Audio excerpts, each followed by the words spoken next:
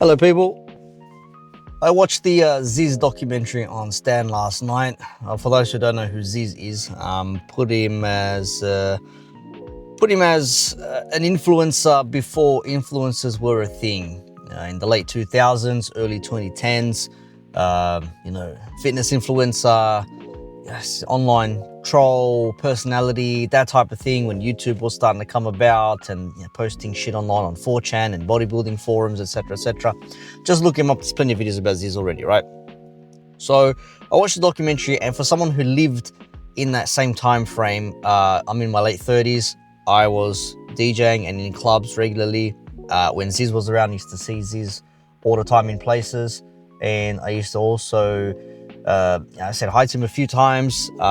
Never mates, never really close, but shook his hand a few times, said hi, how you going, blah blah blah. Nice fella, was never a dickhead or anything like that.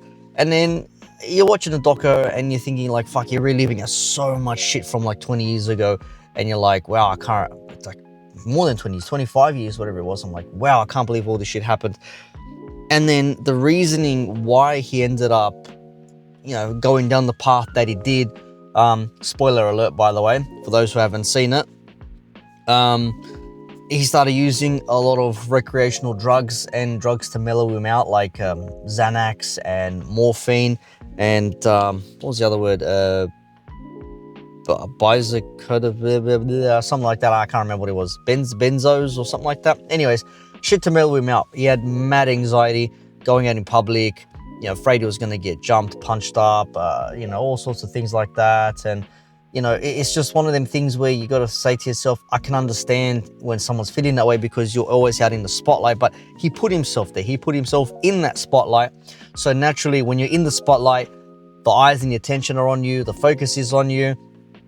And when he started going to the gym and, started, lifting weights and putting size on and whatever, that persona, that Zyzz personality started to come through. And like many people online, the online personality overgrew and overtook the actual person behind the personality. I think of it like a South Park episode where Stan ends up getting a Facebook profile, and the Facebook profile becomes bigger than the person himself. That the profile is bigger. The online version of Stan is much greater than the actual person who is actually a bit behind the profile. Similar thing with Zyzz. And I think eventually he said, he came to the conclusion that I don't want to do this no more. He wants to cut, he wants to just drop. And for me, I'm like, I get it, because think of all the pressures and shit that are on you. Like even now, especially now in today's age where you've got influencers and shit nonstop, where you have to do the whole fucking, I have to look good, I have to be looking as I'm happy and present myself in a certain way. And that shit's fucking taxing, bro. I can't imagine doing that. I've always said I'd love to be like a well-known DJ or someone who's known in the scene or the area, but not one person who is going to just constantly be hassled and have people all over him and all around him. That for me, I just could not. That for me is not it. I would not be able to handle that. And I still know DJs today that are in their 40s and 50s and other famous people, they get anxiety when they're out in public, when they get swarmed by people. So imagine someone who's in their early 20s, barely 21, from the age of 18, getting all this attention nonstop, or people wanting to take photos, people wanting to mimic him and in some instances mock him and make fun of him and say you want to punch on and shit like that, to the point where you lead yourself down to a path of taking Xanax and benzos and all this other shit just to mellow out, just so you can forget about the world. And on the odd occasion, I can understand that. But when you're doing it at home, just like, not recreationally, what's what I'm looking for? Just freely, when you're at home and you're just doing it, and it's like, that's when you got yourself a problem. So when he went to Thailand for a little holiday to catch a break and then come back and start afresh, well, that's when everything went to shit. He went over there and maybe, buying steroids over the counter, which was well documented in the documentary that he was using them, which is how Saeed, his brother Chesbra, whom I also know as like an associate type, I'm not good friends with him or anything like that, but same thing, he goes, why didn't you tell me you were on these? And then they started doing it together, and he still does it till this day. How he gets it, no bloody idea, but it is what it is.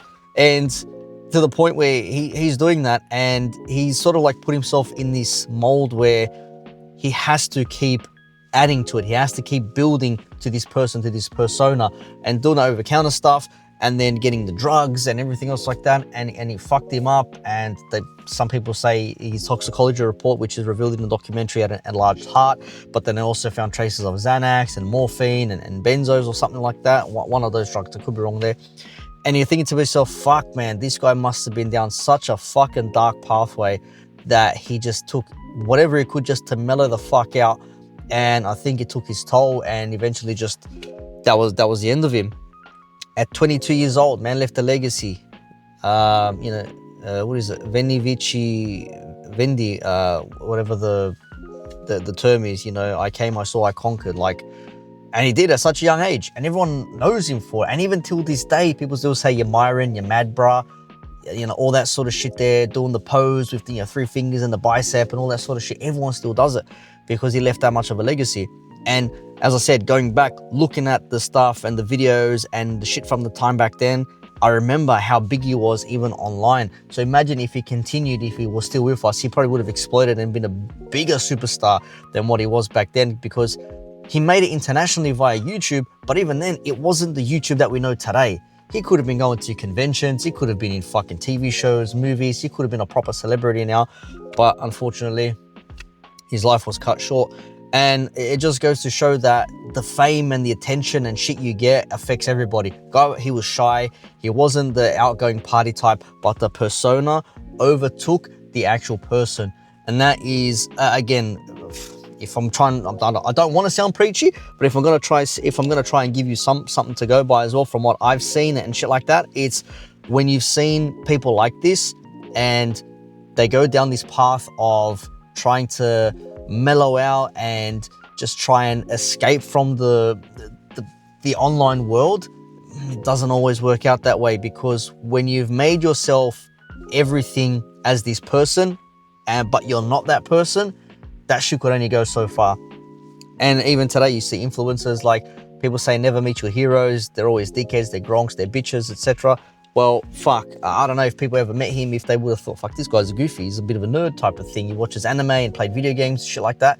Why would I trust this guy to be some, mad cunt, your Myron, your mad bra type of fella, talking about picking up chicks and going to the gym and all that, when he's just, a goofy, guy in his fucking bedroom playing with his fucking pet cat, for example. And I don't know, man.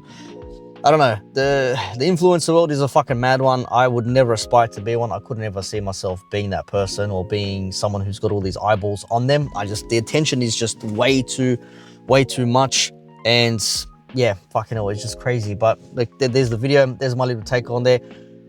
If I can summarize it, the attention got a bit too much, and he tried to mellow out, escape from the realities, but it sort of like became too far, and you start doing mad things when you're trying to either stay relevant or when you're trying to mellow out or trying to balance the two things.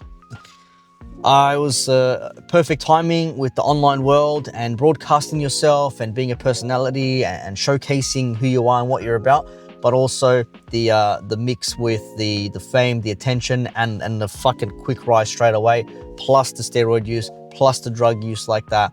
I mean, fuck. In hindsight, you're probably thinking, yeah, it was only going to ever end up one way, but hindsight is 2020. I didn't think about that stuff when it's going on. But those are my 2 cents on that. So rest in peace, Zyzz. And man left himself a legacy, and we continue to still do the things that he did. Train hard. Go to the gym, be better about yourself. There's a little bit of Zyzz in all of us. You just don't know it yet, and we're all gonna make it, bros.